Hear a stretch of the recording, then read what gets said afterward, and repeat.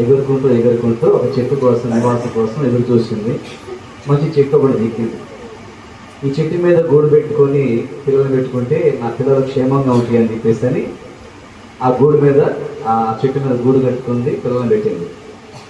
ఆ పిల్లలకి ఆహారం కోసం అని చెప్పేసి అని వెళుతూ పిల్లలారా నేను మీకు ఆహారం పెట్టడానికి వెళ్తున్నాను, జాగ్రత్తగా ఉండండి అని చెప్పి చెప్తే, సరే అమ్మ అలాగే ఉంటామని చెప్పి చెప్తాను.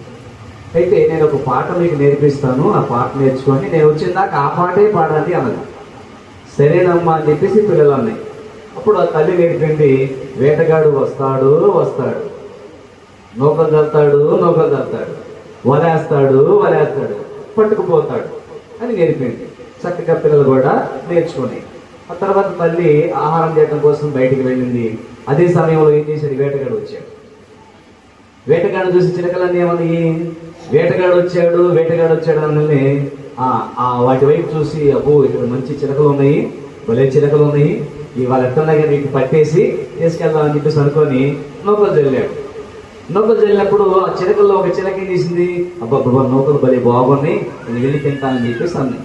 అప్పుడు మిగతా చిలకలు ఏమన్నాయి, వద్దు చెల్లి వద్దు, వెళ్తే వేటగాడు వలేసి పట్టేస్తాడు, వద్దని చెప్పేసి అంటే కాదు నేను వెళ్తా అని చెప్పేసి అని వెళ్తాయి. అప్పుడు వేటగాడు ఏం చేస్తాడంటే, అమ్మయ్య ఒక చిలకన్నా చిక్కిందిలే అని చెప్పేసి అని దాన్ని పట్టుకుందామని చెప్పేసి వల వేయడానికి సంచుల నుంచి వల తీస్తున్నాడు. ఈ లోపు పైన ఉన్నటువంటి చిలకలన్నీ కూడా కేకలేసినాయి, చెల్లి తొందరగా వల వేస్తున్నాడు అని చెప్పేసి. వెంటనే ఆ చిలక తుర్రుమని తప్పించుకొని పైకి వచ్చేసింది. అప్పుడు వేటగాడు అయ్యో ఒక్కడి కూడా చెక్కలేదని ఏడ్చుకుంటా ఇంటికి వెళ్ళిపోయాడు.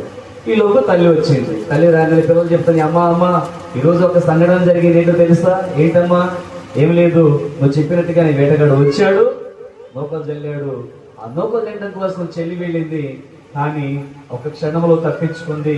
మేమందరం క్షేమంగా ఉన్నాం, నీవు కనుక పాట నేర్పకపోతే మేమందరం ఈరోజు వేటగాని చేతిలో చిక్కిపోయేవాళ్ళమే.